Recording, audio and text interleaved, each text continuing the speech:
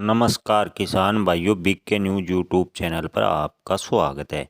किसान भाइयों, इन दिनों लहसुन की अच्छी मांग होने से लहसुन के भाव में लगातार सुधार आता दिखाई दे रहा है। आने वाले दिनों में जैसे जैसे मांग बढ़ेगी, लहसुन के भाव में और सुधार होने के आसार जानकार बता रहे हैं।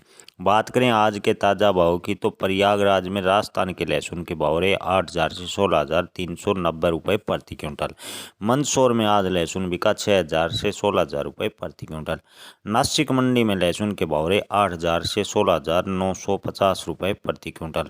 गोरखपुर में लहसुन के भाव रहे 7,000 से 15,800 रुपये प्रति क्विंटल।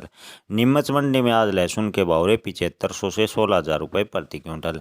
प्रयागराज मंडी में मध्य प्रदेश का लहसुन बिका 7,500 से 15,300 रुपये प्रति क्विंटल। पिपलिया मंडी में देसी लहसुन बॉक्स क्वालिटी के भाव रहे 12,000 से 15,000 रुपये प्रति क्विंटल।